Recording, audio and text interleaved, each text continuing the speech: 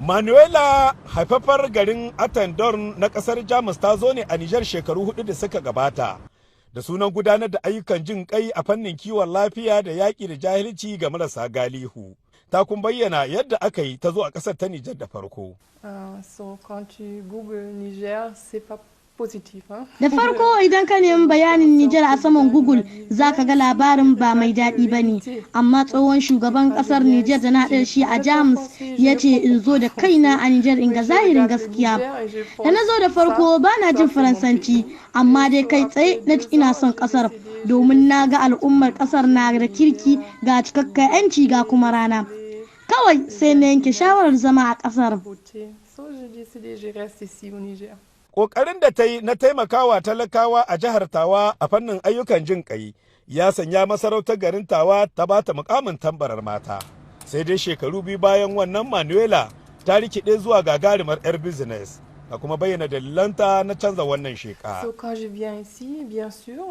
Lallai da farko da na zo na shiga yin ayyukan jin kai, amma shugaban Nijar na wancan lokacin ya ce sun gode da taimakon da nake yi, amma yanzu lokacin ayyukan jin kai ya wuce. Ƙasa ta fi buƙatar a zuba mata jari.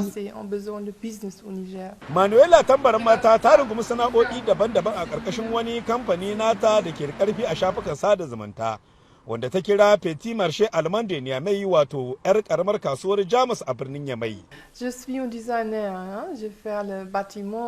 Ni dama ƙwararra ce a fannin zane-zanen ƙawata gidaje da na gyaran gine-gine. Ina yin fanti, ina kuma ƙawata ɗakuna da kicin da kuma wuraren kwanciya. Kazalika ina ɗinkin tufafi na zamani na maza da na mata da na yara ƙanana. Wannan shine salon ɗinki na ƙarshe da na kirkira. Nakan haɗa salon Afirka da na Turai a wuri ɗaya. Ganin irin yadda bera ɗanɗana daɗin soyayya a ƙasar ta Nijar wacce ake bayyanawa a matsayin koma bayan ƙasashe a duniya, Manuela tambaran mata ta yanke shawarar tarewa a ƙasar baki ɗaya, inda ta ce tana ma da dogon buri ga ƙasar a nan gaba. Babban mafarki na shine in ɗauki takardar zaman 'yar ƙasa wata rana, amma yanzu haka ni a cikin zuciyata ina ɗaukar kaina 'yar Nijar. Ban ma yanke ƙauna ba in zamo 'yar asalin Turai ta farko da za ta shiga siyasa a Nijar. Wannan shine burina a nan gaba. Manuela tambaran mata na da akalla matasa maza da mata 10 da ta ɗauka aiki a fannoni daban-daban na harkokin business ɗin nata, da kuma take musu albashi a ƙarshen kowane wata. Ina aiki tare da tambarin mata, lalle kan aikin da muke yi tare ina jin daɗi aiki tare da ita. Ita ma tana jin daɗi duk abubuwan da nake mata, saboda ta rike alkawari kuma ina jin amfaninta sosai. Fata na karshe Allah ya bunkasa wannan aiki ya zama na ta ci gaba, kuma sunanta ya hito ko ina, kuma kowa na jin daɗin aikin da muke yi tare da ita kuwa. Yanzu haka dai Manuela na ci gaba da neman sajewa da sauran al'ummar Nijar, inda har ma ta fara koyon waɗansu daga cikin harsunan gida na ƙasar ta Nijar. Muna lafiya, ya?